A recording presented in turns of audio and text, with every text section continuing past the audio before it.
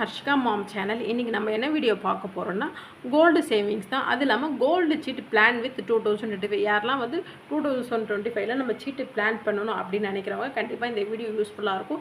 அது இல்லாமல் ஃபெஸ்டிவல் ஆஃபர்ஸோடு நம்ம எப்படி வந்து கோல்டு ஜுவல்லரியை பர்ச்சேஸ் பண்ணலாம் வித் சீட்டோட அப்படின்றது தான் பார்க்க போகிறோம்.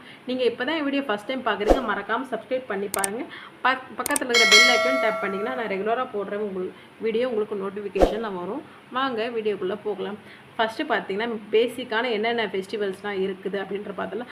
New year, Pongal, Tamil new year, Akshaya தீதி, ஆடி பெருக்கு, தீபாவளி இந்த மாதிரி டைம்ஸ்லாம் மோஸ்ட் ஆஃப் ஆல் நிறைய ஜுவல்லரி ஷாப்ஸில் வந்து ஆஃபர்ஸ் கொடுப்பாங்க. தென் பார்த்திங்கன்னா கிறிஸ்மஸ் அந்த மாதிரி டைமில் கூட ஆஃபர்ஸ் தருவாங்க. நீங்கள் அந்த நியூ இயர் டைம்லேயே கூட கிறிஸ்மஸ்க்கு வந்து கன்சிடர் பண்ணிக்கோங்க.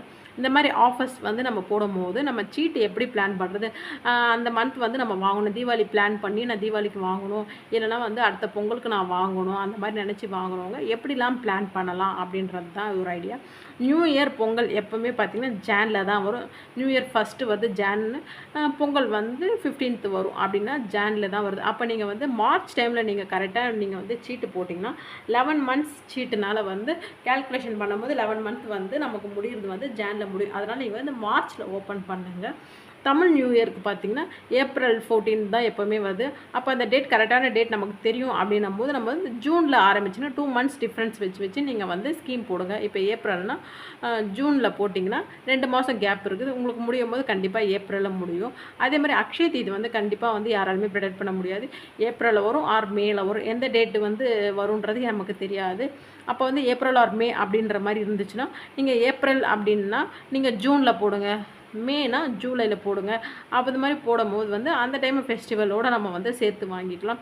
ஆடிப்பெருக்கு எப்போவுமே வந்து ஆடிப்பெருக்கு வந்து ஆடி மாதத்தில் வந்து ஜூலை 15லேருந்து ஆகஸ்ட் 15 அந்த மாதிரி டைமில் வந்துச்சுன்னா அப்போ செப்டம்பர் ஆர் அக்டோபரில் வந்து நீங்கள் சீட்டு பிளான் பண்ணிங்கன்னா ஆடிப்பெருக்குக்கு வந்து வாங்க வந்து உங்களுக்கு கரெக்டாக இருக்கும். தீபாவளி அதே மாதிரி October or November. Last year பார்த்திங்கன்னா நவம்பர் வந்துச்சு, இந்த தடவை பார்த்திங்கன்னா அக்டோபர் 31 வருது. அப்போ அக்டோபர் வந்தால் நீங்கள் டிசம்பரில் பிளான் பண்ணிக்கோங்க.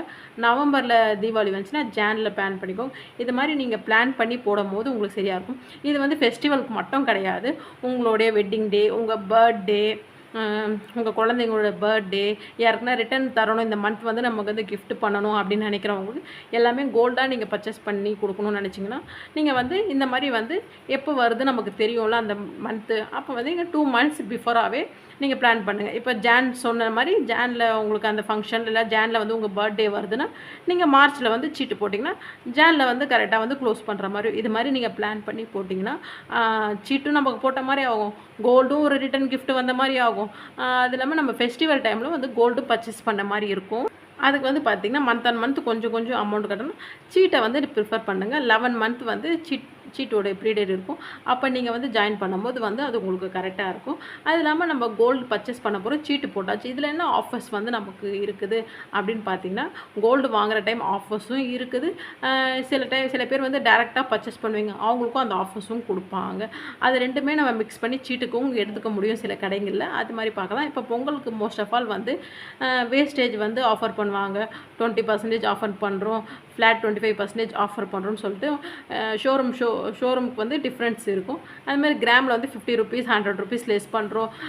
டைமண்டுக்கு வந்து கேரட்டுக்கு வந்து 4000 5000 வந்து லெஸ் பண்ணுறோம் அப்படின்னு சொல்லிட்டு பொங்கல் ஆஃபர் போடுவாங்க. நீங்கள் சீட்டு வந்து ஒரு பிளான் பண்ணுறீங்க, ஒரு பவுன் எடுக்கணும்னு பிளான் பண்ணுறீங்கன்னா உங்ககிட்ட ஒரு 6 கிராம் தான் சேர்ந்துருக்குன்னா 2 கிராம் நீங்கள் கையில் கொடுத்து வாங்கினாலும் இதில் ஒரு ஆஃபர்ஸ் ஏதோ ஒரு வேஸ்டேஜ் கம்மியாகுது, நமக்கு வந்து கிராமுக்கு லெஸ் பண்ணுறாங்க அப்படின்னும் போது அது இன்னும் கொஞ்சம் நமக்கு ப்ராஃபிட் தானே. அந்த டைமில் எப்படி இருந்தாலும் நம்ம வந்து எக்ஸ்ட்ரா அமௌண்ட் கொடுத்து வாங்குறது இல்லாமல் இந்த ஆஃபர்ஸும் அந்த டைமில் அவாய்ட் பண்ணிக்கலாம். அதெல்லாம் அந்த மாதிரி வந்து நீங்கள் பிளான் பண்ணி வாங்கிக்கோங்க. தமிழ் நியூ இயர் எப்போவுமே வந்து அதே மாதிரி சேம் வேஸ்டேஜில் ஆஃபர்ஸ் கொடுப்பாங்க. கிராமுக்கு வந்து 50 rupees லெஸ் பண்ணுவாங்க, இல்லை 100 rupees லெஸ் பண்ணுவாங்க. அதுமாதிரி டைமண்ட் வந்து லெஸ் பண்ணுறதுக்கு வாய்ப்பு உண்டு. அக்ஷய தீதிக்கு பார்த்தீங்கன்னா மோஸ்ட் ஆஃப் ஆல் நிறைய கடையில் வந்து கோல்டு காயினுக்கு நோ வேஸ்டேஜ்ன்ற மாதிரி தான் வந்து கொடுப்பாங்க.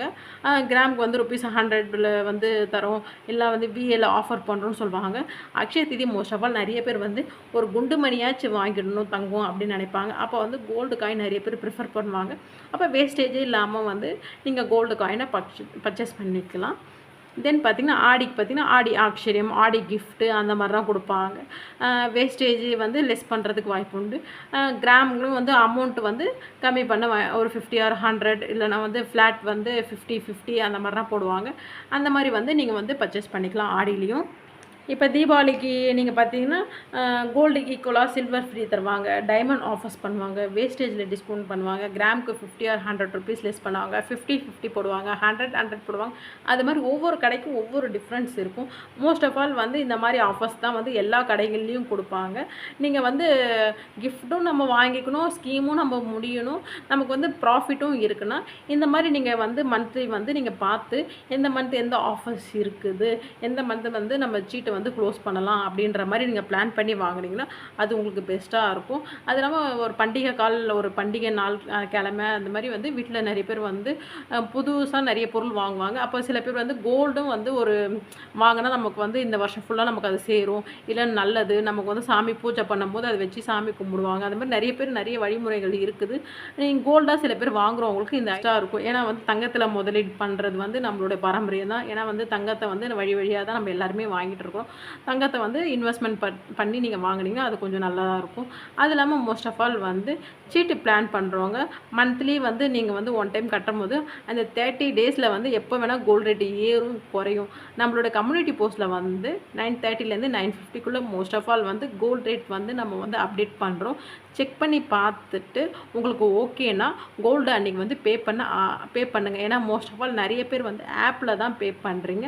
அப்போ வந்து ஆப்பில் 10 o'clock மேலே தான் அப்டேட் பண்ணுவாங்க. நீங்கள் வந்து என்னோடய கம்யூனிட்டி போஸ்ட்டில் வந்து பார்த்துட்டு உங்களுக்கு இன்றைக்கி கட்டலாமா, நான் இன்க்ரீஸ் ஆர் டிக்ரீஸ்ன்னு போட்டிருப்பேன். உங்களுக்கு கட்டணும்னு நினச்சிங்கன்னா அன்றைக்கி கட்டுறதா இருந்தால் கட்டுங்க. டெய்லி வந்து விசிட் பண்ணிங்கன்னா கண்டிப்பாக வந்து ஒரு லைக் கொடுங்க. லைக் கொடுத்தா தான் நிறைய சப்ஸ்கிரைபருக்கு வந்து அது ரீச் ஆகும். அதனால் வந்து லைக் கொடுத்து பாருங்கள். இதில் வந்து கோல்டு சீட்டுன்னு சொல்லியிருக்கேன். மோஸ்ட் ஆஃப் ஆல் வந்து கோல்டு வாங்க முடிஞ்சவங்க கோல்டு வாங்குங்க. இல்லை ஃபெஸ்டிவல் டைமில் சில்வரும் சில டைமில் வந்து ஆஃபர்ஸ் கொடுப்பாங்க. சில்வரும் வந்து நம்ம வந்து இன்வெஸ்ட்மெண்ட் பர்பஸ்க்கு இல்லைனா வந்து சில்வர் வந்து கோல்டு ஈக்குவலாக இல்லைனாலும் சில்வருக்கு ஒரு நல்ல மதிப்பீடு இருக்குது. சில்வரையும் கண்டிப்பாக கன்சிடர் பண்ணி சில்வரும் வாங்க ட்ரை பண்ணுங்கள்.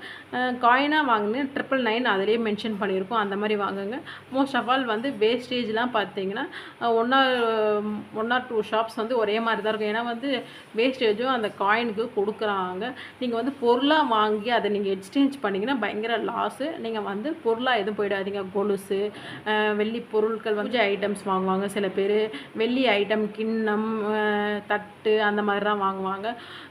கொலுசு இந்த மாதிரி வாங்குறவங்க வந்து எக்ஸ்சேஞ்ச் பண்ணாமல் மெயின்டைன் பண்ண பாருங்கள். எக்ஸ்சேஞ்ச் பண்ணிங்கன்னா கடைக்கு கடை டிஃப்ரென்ஸ் வரும். நீங்கள் அதே கடையில் வாங்கி அங்கேயே நீங்கள் எக்ஸ்சேஞ்ச் பண்ணாலும் மினிமம் வந்து 25% வந்து லெஸ் பண்ண ஆரம்பிப்பாங்க. சில கடையில் 40 வரைக்குமே லெஸ் பண்ணுவாங்க.